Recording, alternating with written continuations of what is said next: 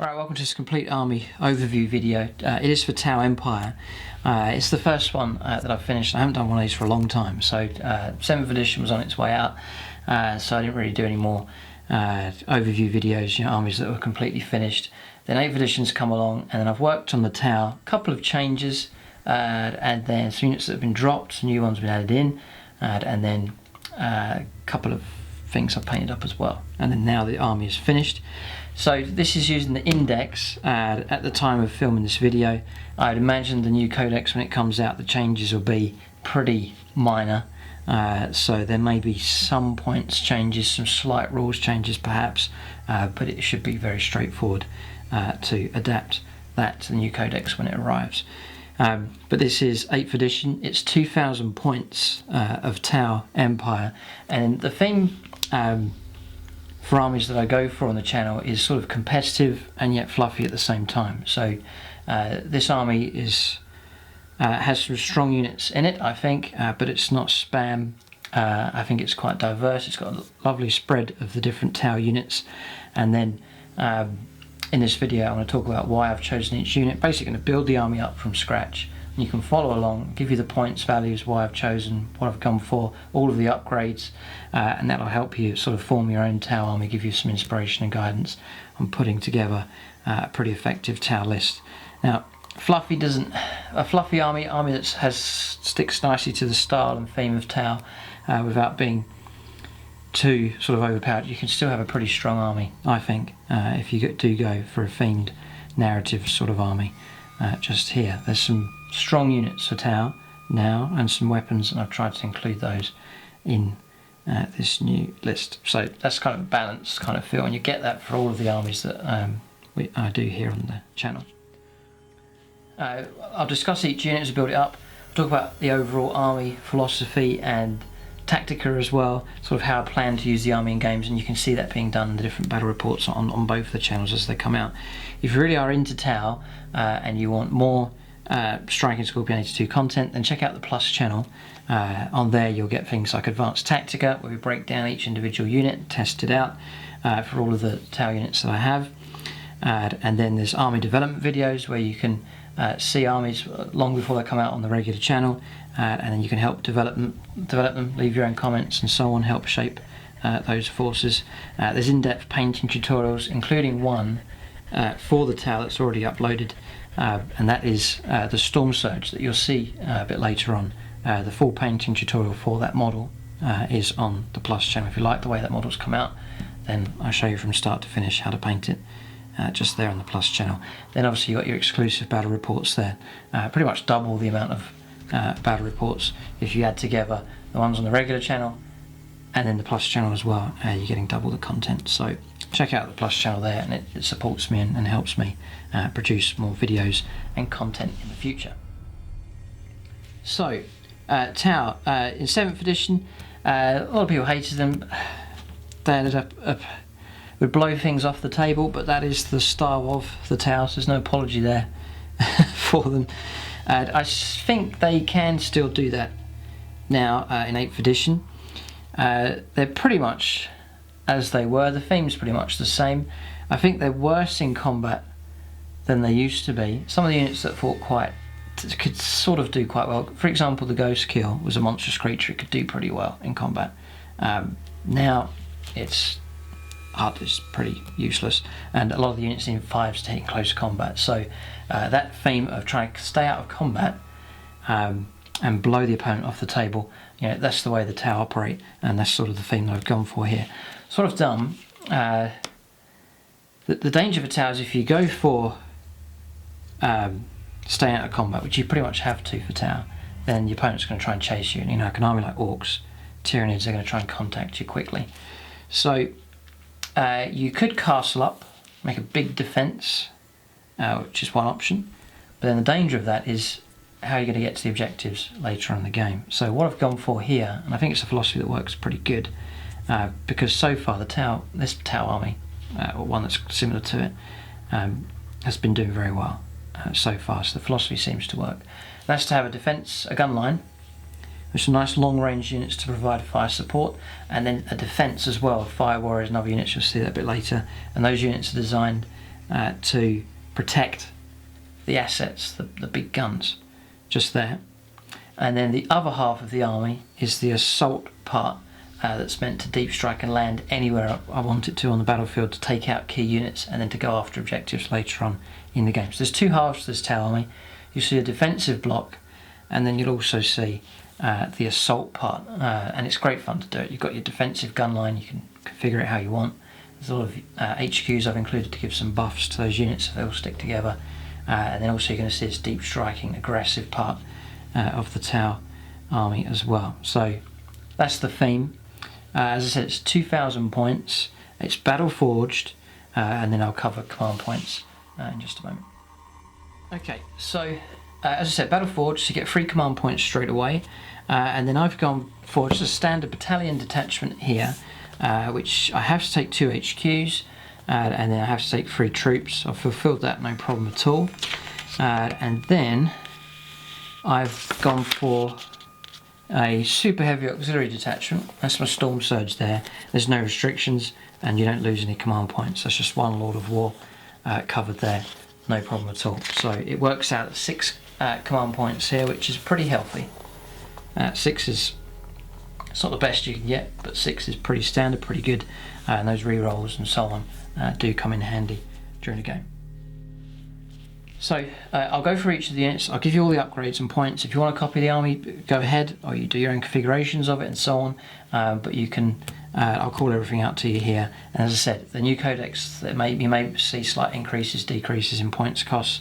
You can just readjust the army slightly, and I'm sure it'll work out fine when the new codex arrives. So it's Xenos 2 index here, Tau Empire inside.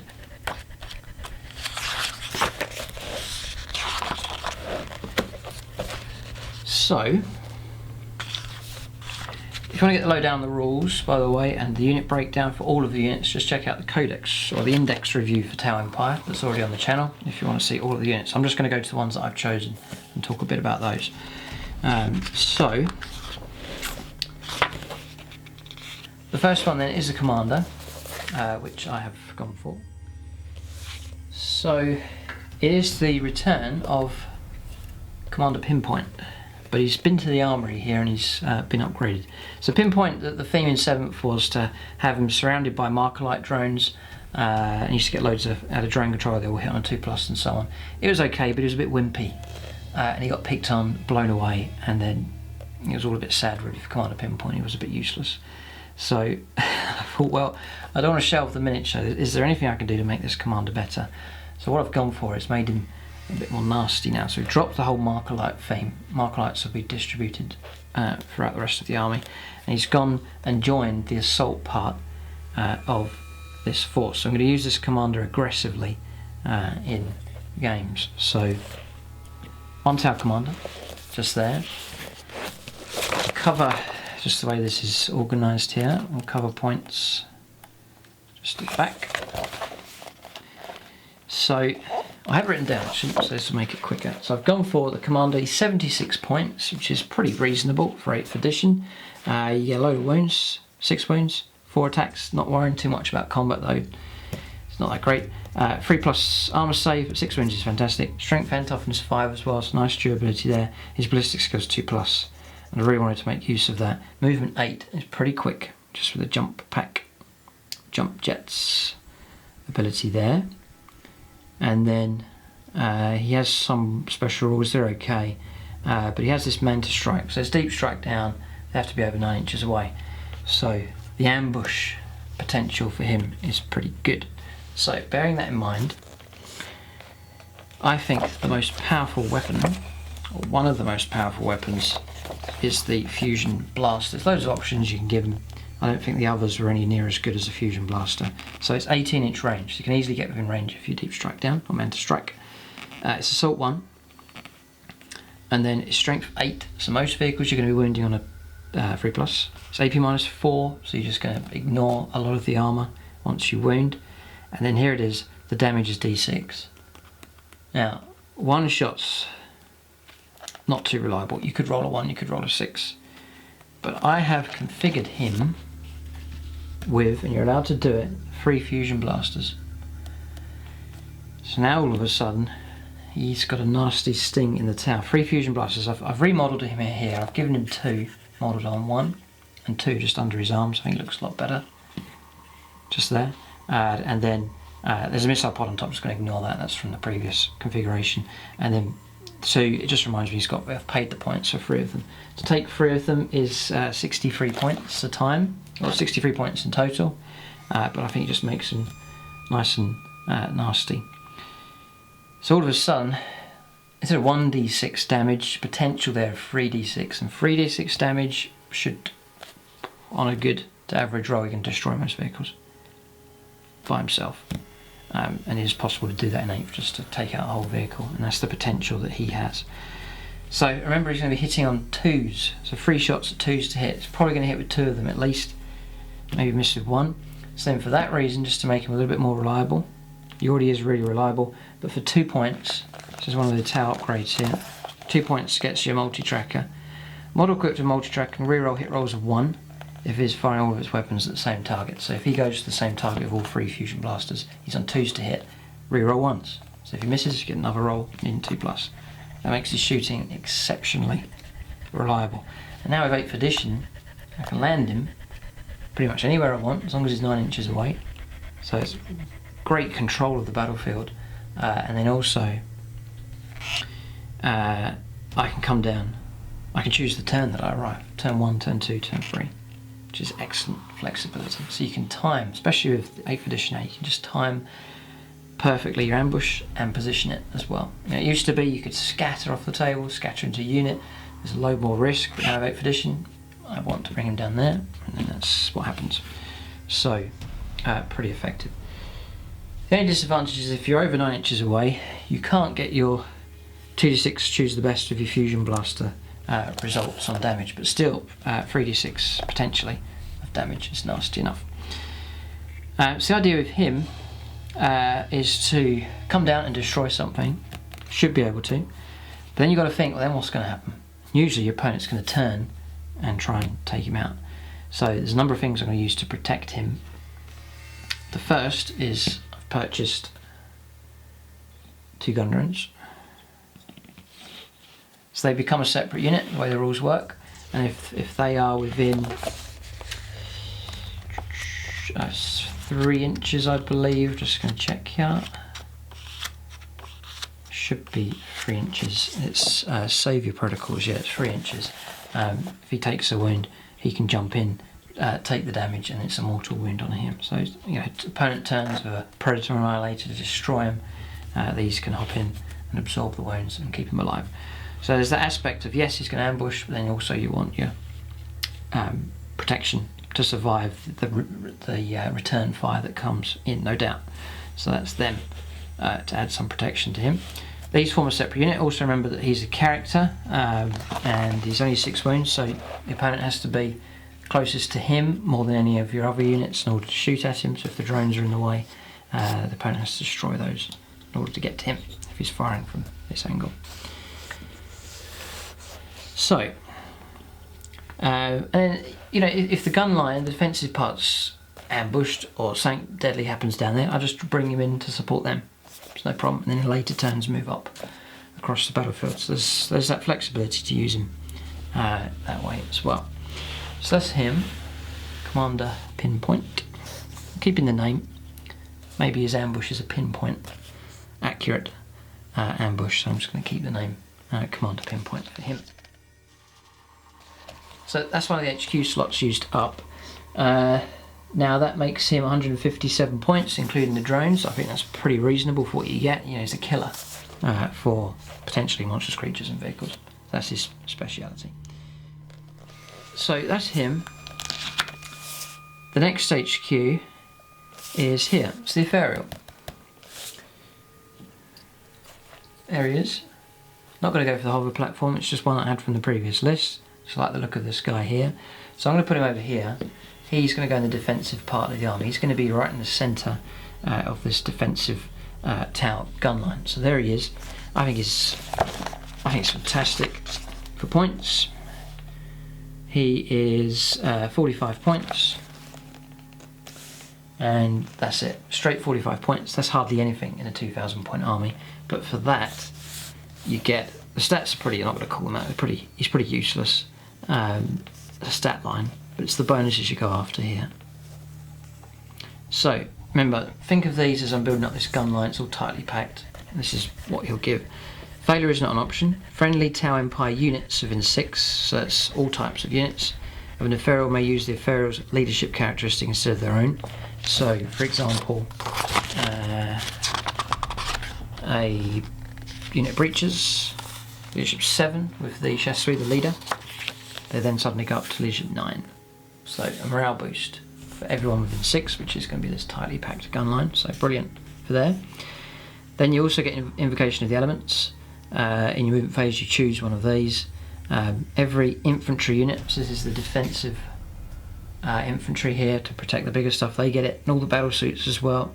Within 6 of any ethereal invoking elemental power gain the benefit, and these are the benefits here. Calm of Tides is subtract 1 from any morale tests made for affected units. I doubt I'm going to use that.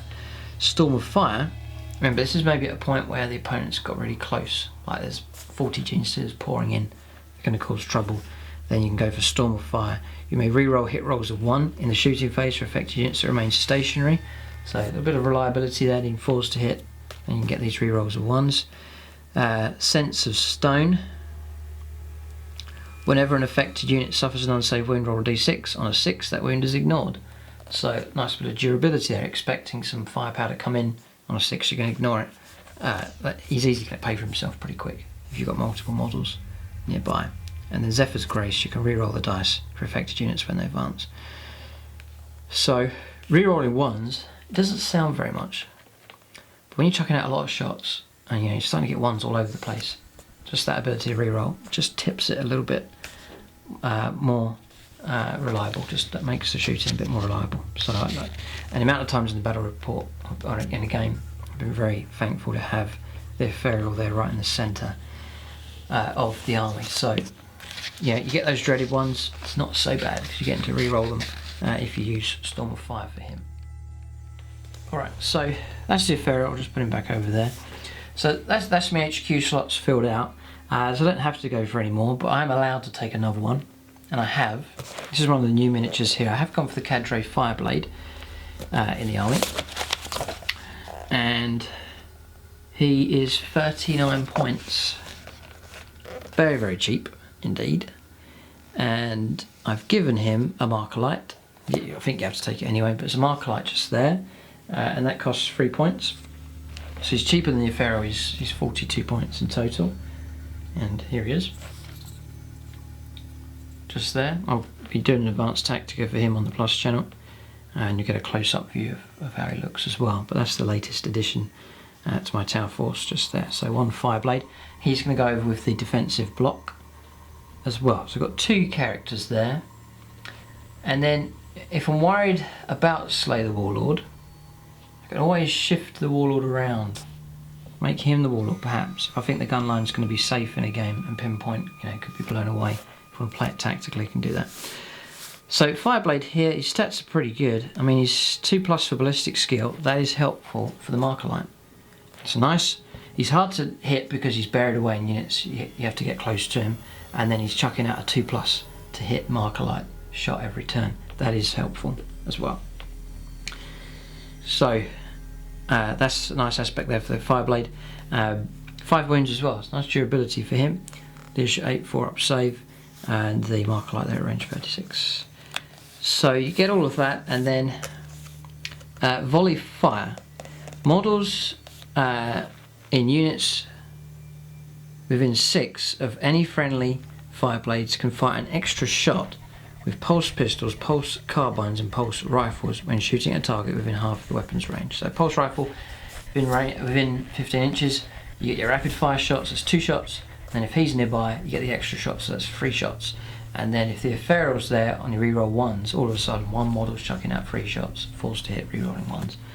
Your volume of firepower is starting to stack up, and that's the whole idea, a nice defensive block of volley fire from smaller infantry units. And then just to enhance them, to give them some bonuses, these 2 cheap HQs, just bury them inside the defensive line, and then they can enhance the units that are there. They can stop them from running away, make them a bit more durable, and then amplify their firepower as well. So not too expensive to do it. So that's that one. So no more HQs here. On to troops.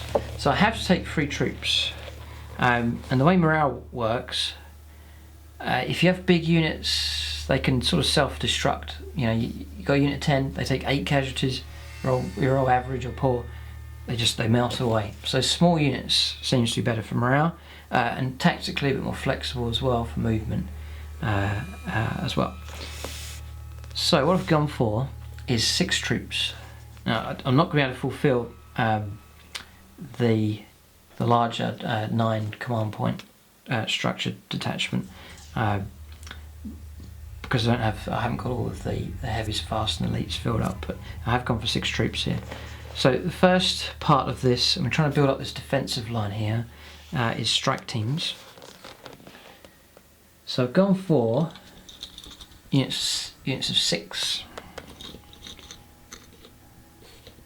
So it's not a tiny unit, it is a small unit. Remember, 6 of them is 6 shots. Within 15 inches, it's going to be 12 shots. And then with him helping out with the volley fire, he doesn't just affect 1 unit now. You know, if it was the old rule, so it was 1 unit, maybe we'll go for a bigger unit. But he has a radius of influence, so all the small units can be effective. So if he uses his volley fire on these, this small unit of 6 is all of a sudden chucking out 18 shots. It's just a lot. And then if he's there with Storm of Fire, they're rerolling 1s as well. You know, so you're looking at about 10 hits from these coming through. Strength 5, so not bad at all. So unit 6, another unit 6 of them, and then another unit 6. You see now how the Fireblade and the Ferrule are buried nicely inside these units, and then another unit 6. Always loved the Fire Warriors. I think it's one of the reasons why I collected Tau. Just loved the look of the Fire Warriors. I couldn't leave them out of the force, and they're back in here at a nice strength. So 4 units of 6. A lot of firepower there. About 70 odd shots at the maximum from them. It's a lot of firepower. It's a strike team. Really, it's the pulse rifle. It's 30-inch range. Nice range to it. It's rapid fire. 1, strength 5, so nice, and these are so cheap. I mean, a unit 6 of these is 48 points. It's next to nothing. What I've done for each of these units is on the chassis, the leader, I have given him a marker light, so that's 3 points a time. That makes them 51 points a time. So that's 204 points for them, like so. There's 4 marker lights buried in there. So now during the game I've got 1 that hits on a 2+. And 4 others hitting on 4+s, so if they stay alive, then I should be able to chuck out 2 or 3 marker light hits a turn, which is helpful. Now, I had thought about going for Pathfinders, but if I put a unit of Pathfinders in here, it's the same problem I had in 7th edition. The opponent sees them, destroys them, and I've lost the eyes of the Tau army. So now the task of eliminating the marker lights is a lot harder, because you've got to try and get through to Fireblade, who's going to be buried behind everything, and then you've got to get to the last model to take out the marker light, because now again in 8th edition I can choose which models die no matter how the hits come. So it just means the marker light leader is usually always going to be the last one to die, like so. So the opponent's got to get through 5 Fire Warriors in order to get to him. So that's the plan, just to make things a little bit harder to grind the Tau down. Okay, so this is my way of partly of dealing with hordes, or if some elite unit turns up, it's got 2 up save, 3 up save, but I can just chuck in so many shots at it at close range. So the closer you get, the more it hurts to the gun line is the idea. If the opponent goes after the big stuff and ignores these, then you're going to keep a fair amount of firepower available. If he starts going after the cannon fodder here, then his time and energy is sort of spent on them, and it's distracting away from the other larger units, so or more deadly units. So that's the idea, and it fills out the army. It seems to be an 8th edition. They've kept the troops nice and cheap, so you can have your toys and your gizmos and all your elite type units, whatever army it is you're collecting, and then to fill your army out, you can just go for troops, and often they're nice and cheap. That's what I've done here with this Tau gun line. So that's that, and it looks okay, but then I was thinking, well, what if the opponent gets close quickly and the gun line's in trouble? I need something with a bit more punch to it. What if some assault marines land right nearby, and I take 2 or 3 of them out, massed firepower, but then they remain, and then there's big trouble. I need something with a bit more kick to it. So I've gone for breaches. I had been painting them up before 8th edition came out. I got them finished off, and now they're in this 8th edition force. So I've gone for Unit 6, like so. I think I'll put them over here. See how this bulks out nicely? Just there. And I have gone for another Unit 6. So I've got a lot of troops now for this Tau force. Like that. So breaches, they'll be involved in the main gun line, but they're there to counteract anything that gets too close. So all of a sudden the opponent comes here, it's too close, send in the breaches, they can move. They're assault based weapons, I believe. Pulse blaster, yeah, assault, so you can run or advance with them and shoot is an option for them. And they're the stats here. So they can support medium range. Look, long range for them is assault 2, it's range 15. And it's strength 5, damage 1, so it's fine, or strength 4. Medium range is 10 inches, which is assault 2, strength 5, AP -1, that's pretty good. And then the close range, this is the good bit if the opponent does get too close. Range 5 is assault 2, strength 6, AP -2. So Terminators all of a sudden drop to 4+ save, and that makes them just that bit more vulnerable. So sadly they're not affected by the Fireblade. But they will be affected by the Ethereal, so re-rolling 1s is a possibility for them, just to make them a bit more reliable as well. So breaches there for the Tau, and that just fills out that gun line with all of those bodies just there. So you can see the army's nicely bulked out, and again these work out at 48 points a time. I do anticipate that these are going to be moving around the table, so I haven't gone for marker lights for these. I think they'll either be hidden so that no one can see them, because I don't want them being shot up. They're like a bodyguard, and then either that or they'll be moving out to counter against something, so I don't want the marker light to distract from that. So these more likely to remain stationary, so it's a heavy weapon, I want them to hit on the 4+, and these I think will be moving or hidden, so I haven't gone for marker lights on those 2. They're just designed to sit there in ambush or counter attack. So that's the breaches. No Kroot, sadly to say. You may see them in Apocalypse games, but no Kroot to feature. It's just gone for pure Tau, and then featuring I have gone for my favourite units as well. Okay, right, so now we're going to shift attention to help him out. He's a bit isolated on his own for the assault here for Commander Pinpoint. So what I was saying earlier is he lands, he does his damage, and then there's the danger of the counterfire coming through. So one of the benefits that protects him is he's a character. So if he's behind other units, the opponent's got to blast their way through that to try and get to him. So I also want that when he lands to have some support, so that what he does target, he can take it out. Or if something else lands with him, it can take out secondary targets. He lands down, there's 2 land raiders, 2 predators, him and his support can take it all out, potentially. So I've gone for one of my, again, I love Fire Warriors, and then I love the battle suits as well. Regular Crisis battle suits, just here. They have improved for durability. They're strength 5, but now they're toughness 5 now, which is really good. It's really good. They got 3 wounds instead of 2, which is brilliant. Again, not going to expect much from them in combat, 2 attacks in 5, so just trying to avoid combat as much as possible. They come with Manta Strikes, exactly the same as him. As I said, the most powerful weapon I think for ambushing is the Fusion Blaster.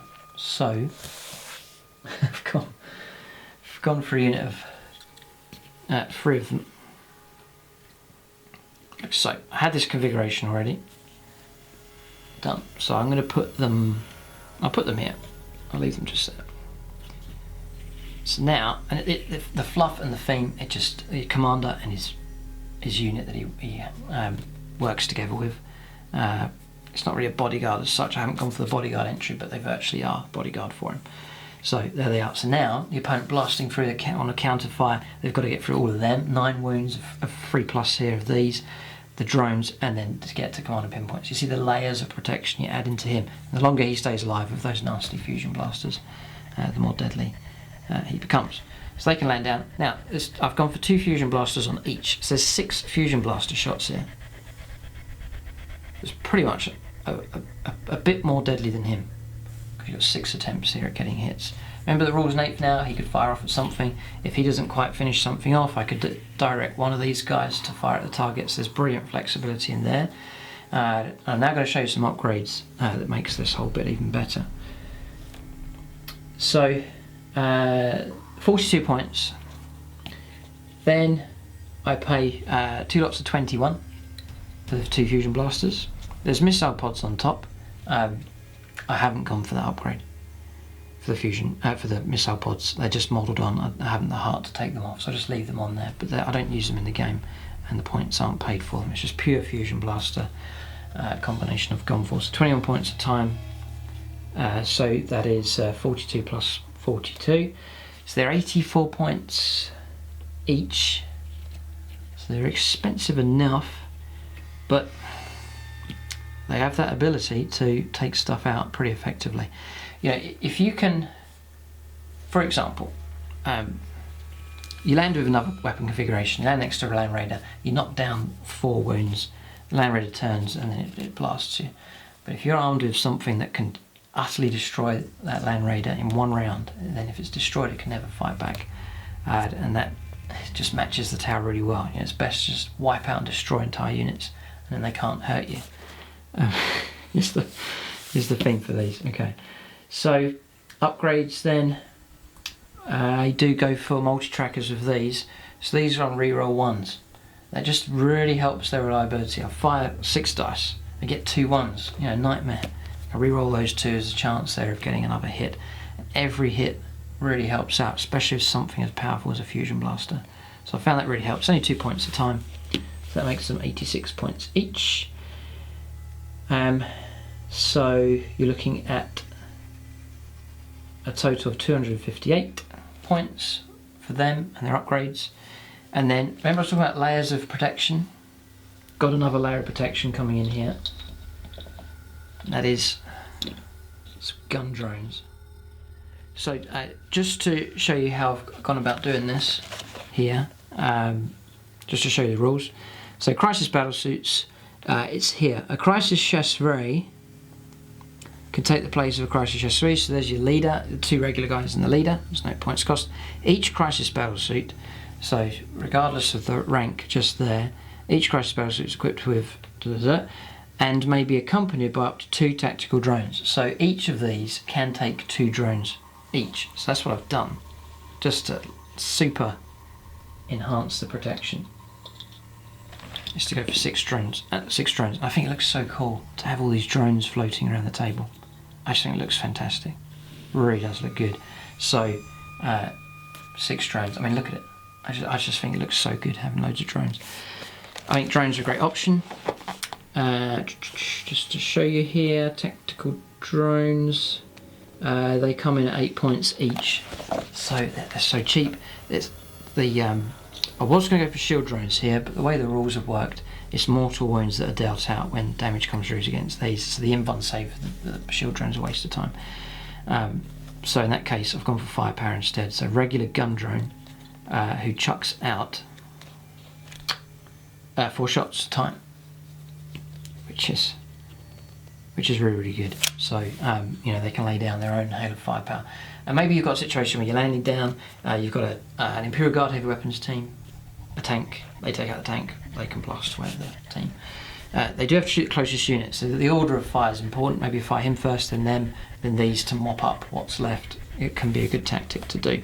Or they virtually take out a vehicle, there's one wound left, you were planning to shoot over here, you could fire those through, maybe pick up that one wound that remains.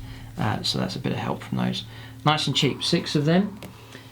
Works out 48 points, so it's 306 points that unit. It is expensive, but it's well protected. With the saviour protocols of the drones, and then so your opponent fires 2 predator annihilators this way, fires at them. These just mortal wound and just absorb all the damage, so I think it's a really good combination.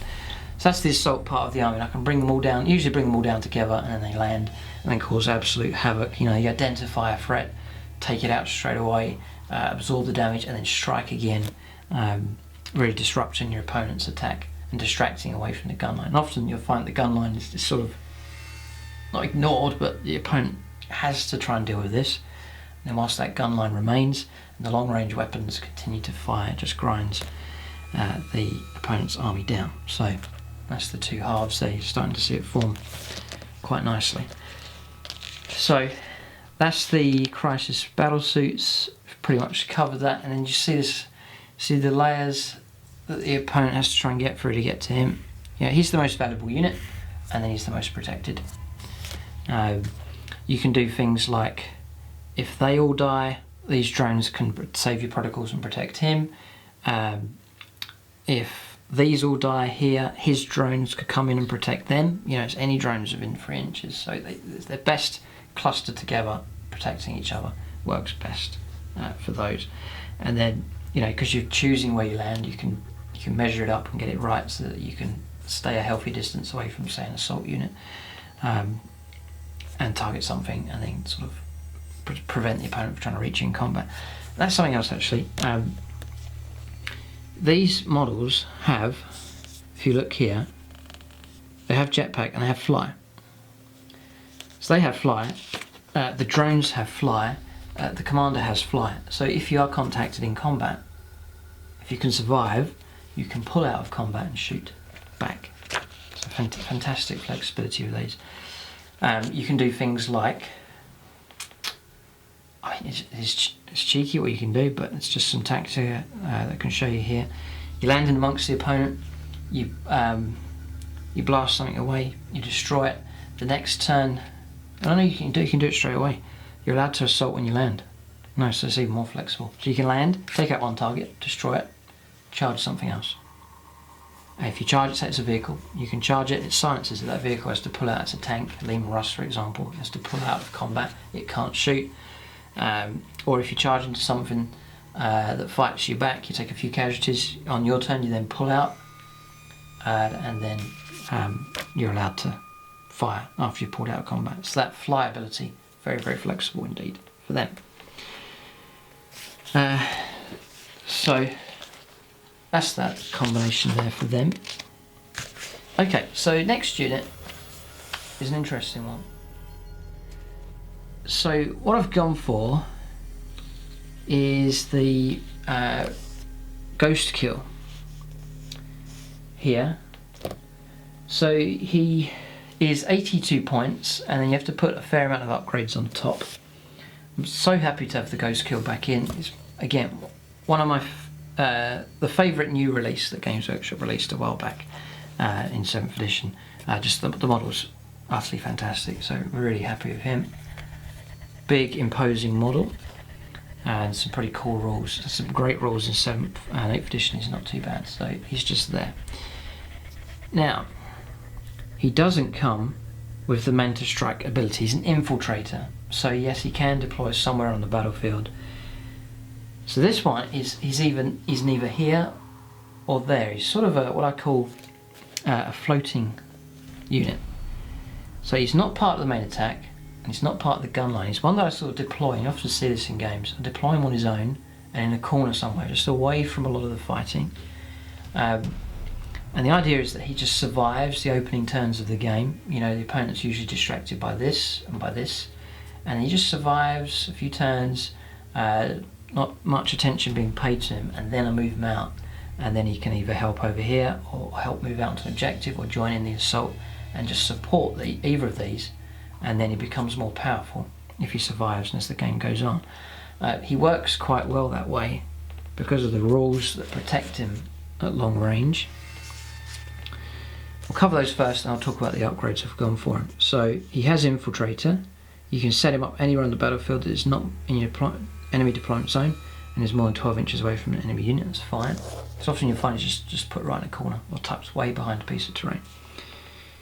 If the opponent does go after him, I can ambush him with those or support him with firepower. So the Ghost Kill Electro Warfare suit, your opponent must subtract 1 from hit rolls for models attacking a Ghost Kill chassephrade from more than 12 inches away. So if you deploy a nice distance away, it's at -1 to hit. So a Lehman Russ, for example, wants to take him out from 4s to hit, drops to 5s to hit. And it just, when that kind of thing happens, I found that the opponent usually thinks, oh, I don't want to fire a lot of stuff at him and then waste it by struggling to hit, and he just drops in the priorities as a target. But it gets better.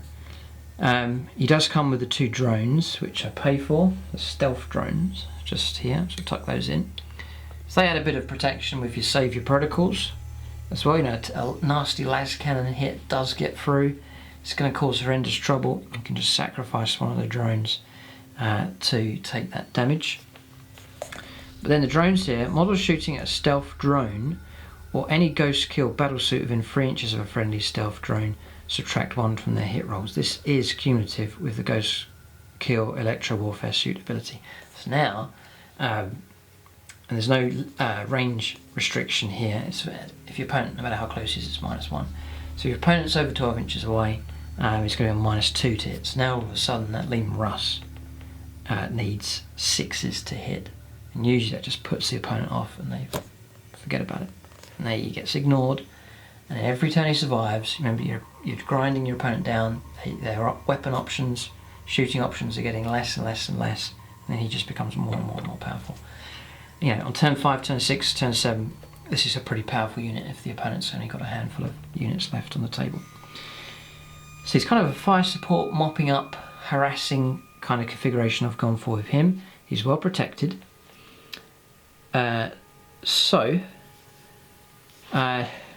It was a tough choice. I thought about the Fusion Collider. It's a pretty nasty weapon. It is really good. It's range 18, it's heavy D3. So it's like a Fusion Blaster, but the potential of D3 shots. Just there. And then the same stats as a Fusion Blaster. But I went for different in the end. So I went for the Raker. 39 points. I go for it's heavy 6. It's nice, reliable, guaranteed 6 shots every time. Strength 7, AP -1. It's not bad. You can pick off wounds on vehicles. You can take out things like marines and infantry and so on. Then you can go for overcharge. It drops to heavy D6, which is a shame. It's not very reliable. It goes up to strength 8, AP -1 and D3 points of damage. It's not that great. I think the standard's pretty good. Then I then paid, that's 39 points, and then paid 42 points to give him the double Fusion Blaster. So there's that potential there to take out vehicles. You just see it mounted on top, just there. So 2 Fusion Blasters on him.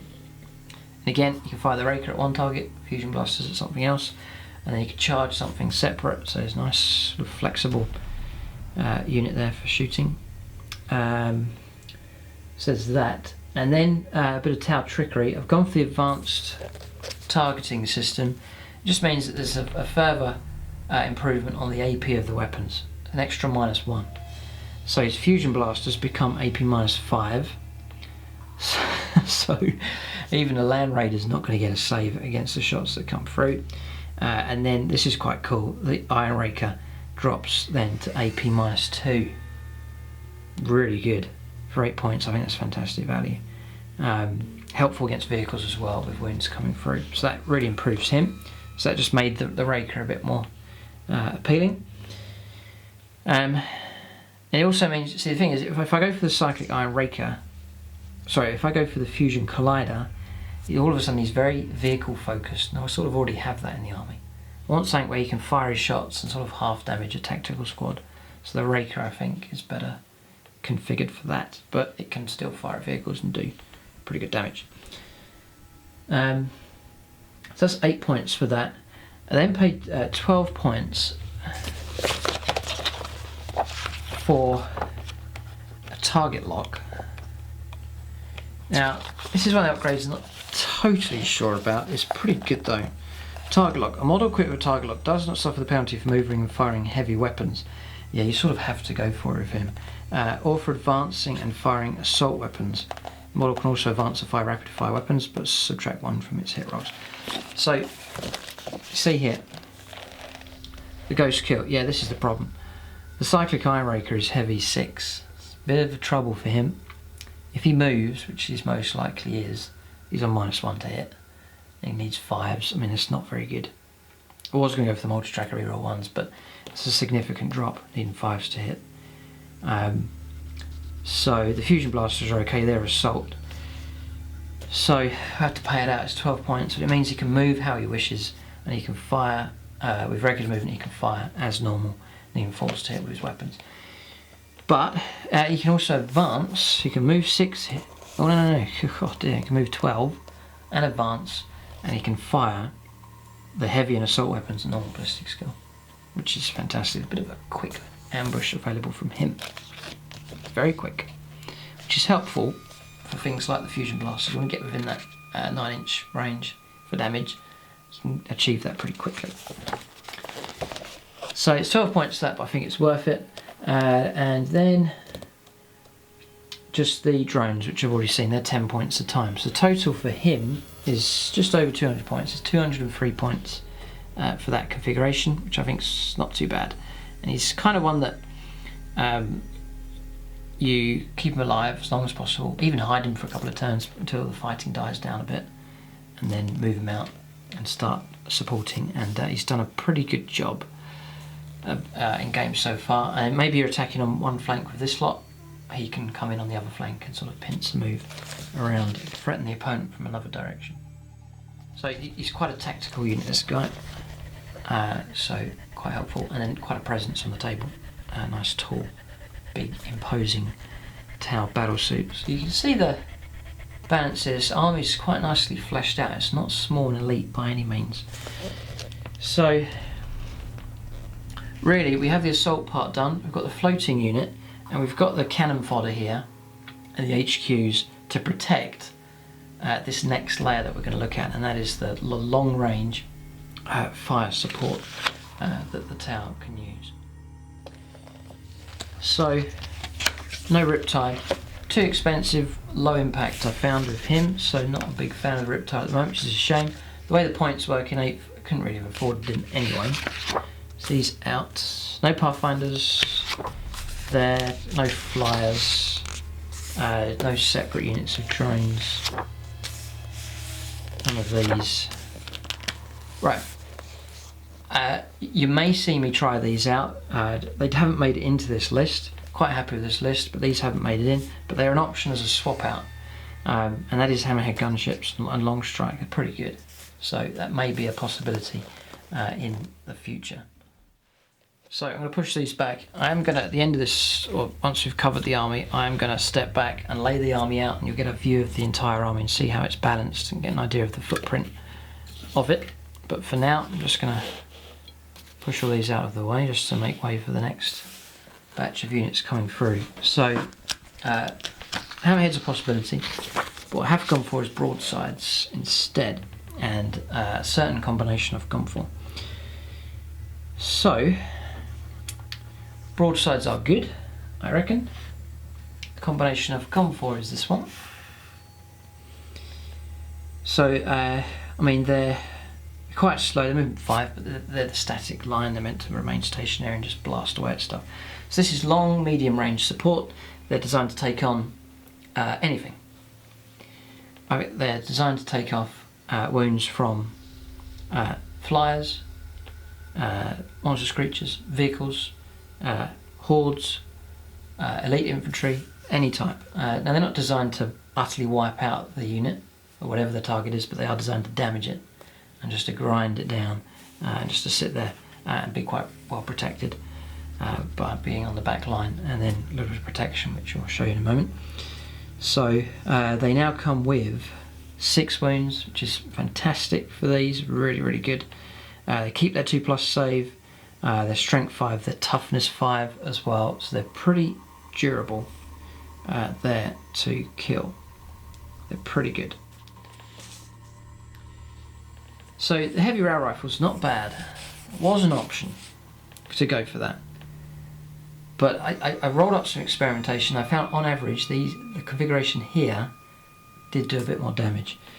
So what I have is the high yield missile pod, range 36. So it's pretty much, you know, if they're set up 6 inches of the table, they're pretty much reaching across the other side of the battlefield. So, and usually the opponent comes to you anyway, so range isn't going to be too much of a problem. Range 36. They get 4 shots.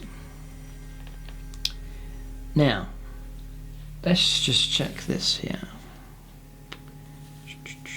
Yeah, this is the thing.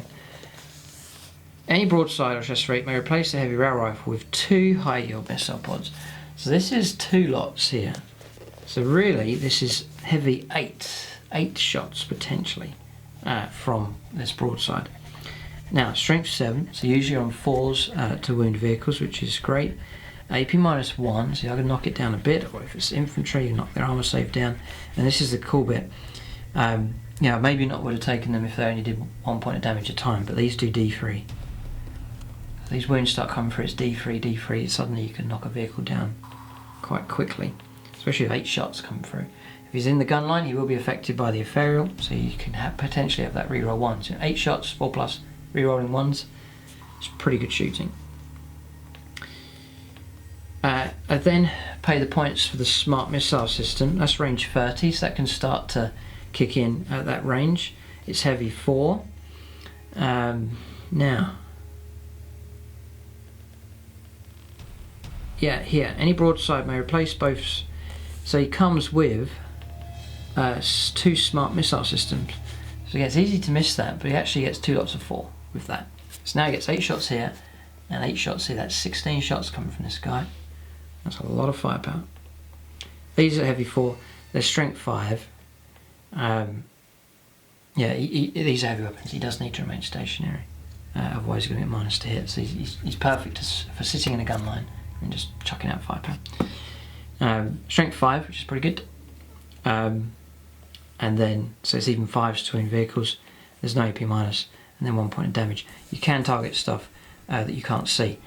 Oh no, it says here, yeah, it can be fired at units that are not visible to the bearer. In addition, units attacked by this weapon don't get their cover save bonus. So, nice and flexible that. If you've got an opponent with something that's hiding behind something, he's going to ambush you, you just fire around it and over it, take them out with the smart missile systems just there. So, costs for that then works out is 80 points. It's then 82, it's expensive, it's 82 points to give him the high yield missile pods, the 2 of them. You then pay another 40 points to give him the 2 smart missile systems. You definitely want to keep him alive. He has got 6 wounds, 2 up saves, pretty good. But you need to keep him alive. He's a fair amount of points. But you see how a Hammerhead can replace him pretty quick. So that's a straightforward swap in the future. But I'm quite happy with their performance. I'm not gonna. They have performed. If you watch the battle reports on both the channels, you'll see that these guys have been pretty consistent. So then I give him advanced targeting systems, one of the best upgrades for Tau. So the AP drops by 1 on all of his weapons. So even the smart missile system now is at AP -1. It's brilliant. And then here the high yield missile pods are AP -2. So you hit vehicles, wound them on 4s. It's 2 off their armor save. So you know, Predators on 3+, drops to a 5+, and then it's D3 damage for every shot that comes through. So nice enough.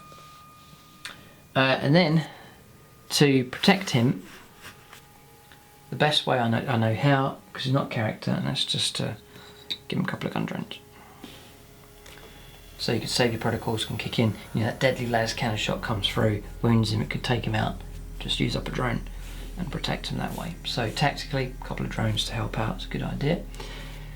Total for that with the drones is 16 points for them. Total is 226.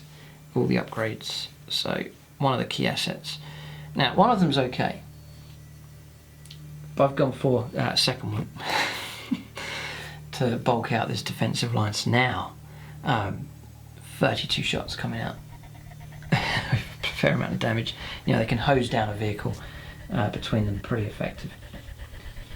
Same configuration, 2 drones as well. There's loads of drones in this army, which I love the idea of that. It's a great theme to have. I'm just going to move these out of the way, just over here.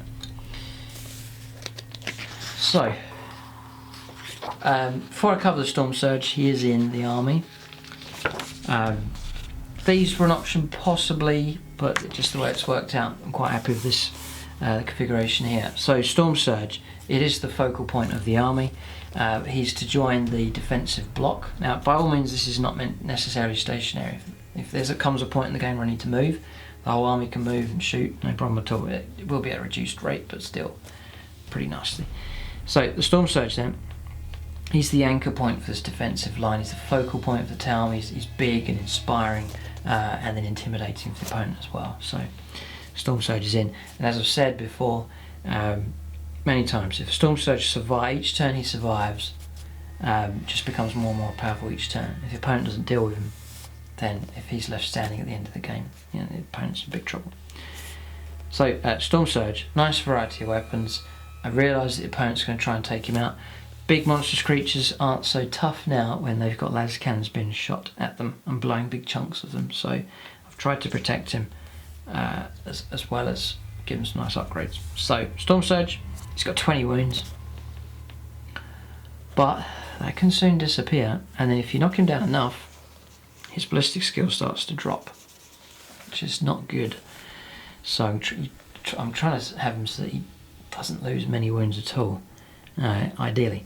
So it comes with, I've gone for the cluster rocket system,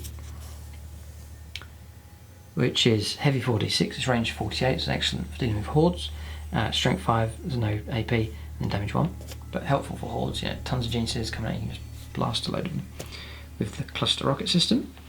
Then I've given him 2 smart missile systems. That's another 8 shots coming out with the same rules as they have on the broadsides. Then I've gone for 2 flamers. That's 2d6 shots. Yep, at range 8 again. Auto hits on target if I'm opponent getting too close. And again, the Storm Surge with 8th edition can fire any target he wants with any weapons. You know, so the flamers can fire down there. Cluster rocket system can fire way off over there. Main gun can fire from some distant target. You know, so it's a very flexible mobile gun platform. Then pay 40 points for 4 destroy missiles.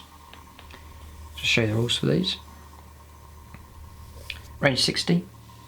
So that you've got nasty Imperial Knight across the battlefield. 60-inch range. It's a heavy one. And this is the core bit. A unit hit by this weapon suffers D3 mortal wounds. You get 4 hits of these rockets coming in. And all of a sudden, you don't even roll to wound, it's just D3 mortal wounds. You can half kill a tank or more just with the hits from them. Each destroy missile can only be used once per battle. It's one use only. This weapon only hits on a roll of 6, regardless of the ballistic skill or any modifiers. Now, what you can do to improve that, I was talking about marker lights earlier on, the importance of them. Remember I was saying I was trying to average about 2 or 3 marker light hits a turn. If you get 2 marker light hits on a target, say there's a land raider across the other side of the battlefield, they're coming straight towards you, and I get 2 marker light hits, one from the fire blade, and then another 1 or 2 hits from those.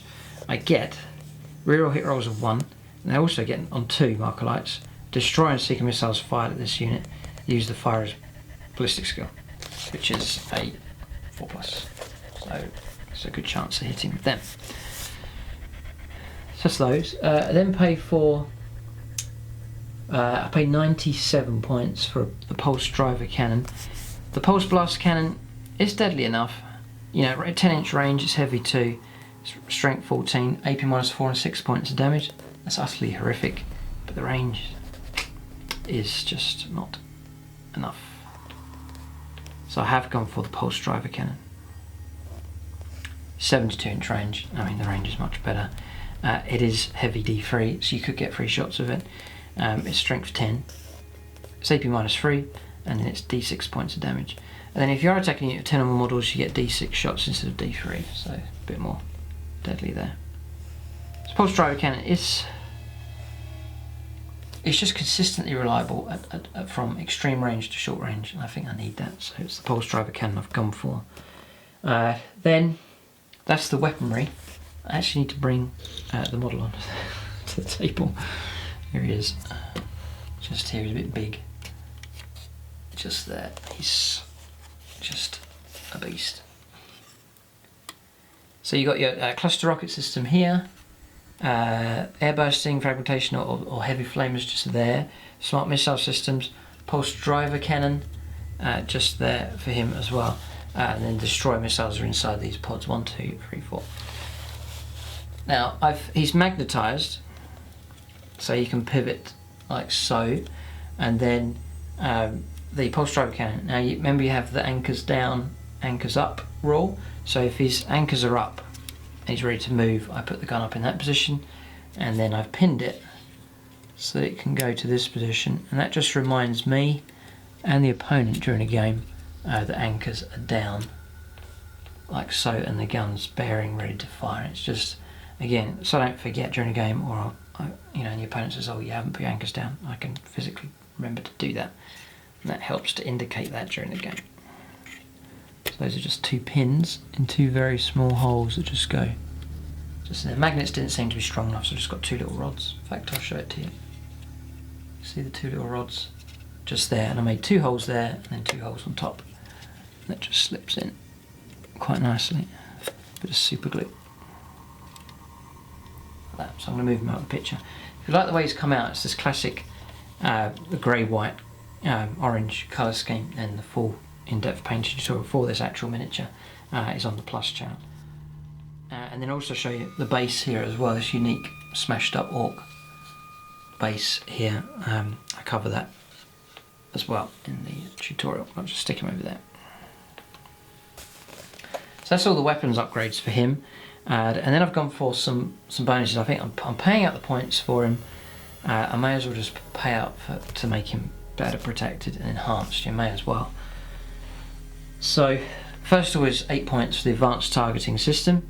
That's a further AP -1 on all of his weapons. I mean, it's just a no-brainer to go for that. So now the cluster rocket system is AP -1, really helpful. The flame is AP -1. The pulse driver cannon drops or improves from AP -3 to AP -4. Excellent. And then there's even the smart missile system, AP -1. Brilliant. So that's that. Then just the rules. Stabilising anchors. A storm surge may deploy its anchors at the end of your shooting phase. Turn 1, you just fire normally. Deploy your anchors if you're not going to move. While its anchors are deployed, it may not move or shoot for any reason, and it cannot pile in and attack in the fight phase. That's hence I've got this barrier of protection, just to protect him, keep him out of trouble. You know, because if I stick him on his own in the corner and there's nothing there, you're going to get elite units jumping down, charging in, and silence, you know, just causing trouble. Okay, you can't move, fight and so on, but you can add on to his hit rolls. So all of a sudden it becomes 3+ to hit. That's fantastic. The Storm Surge can retract its anchors at the beginning of any of the move phases and then can move, shoot and fight normally. Okay, so but fight's not a good idea. You know, the maximum you're going to get is 3 attacks in 5s. Ugh, just no chance. So stay out of combat at all costs with this entire army. You know, see, you know, you're playing a game and you're wiping out units, you're destroying them. You just have to keep going because, you know, with no mercy, no remorse. Because if you let your opponent start contacting you in combat, you're going to start taking casualties and losing. So you have to be ruthless. And there is some sort of ruthless combinations here to try and just delete units that I don't get charged in combat. So. The next one, upgrade, I have paid out. It is expensive, it's 40 points, but it's a shield generator for him. It gives him a 4+ invuln. because there's no other protection I can offer him. You know, your opponent thinks, right, all those cannons, get all those Predator Annihilators to fire at him. You've got this D6 damage shots coming through.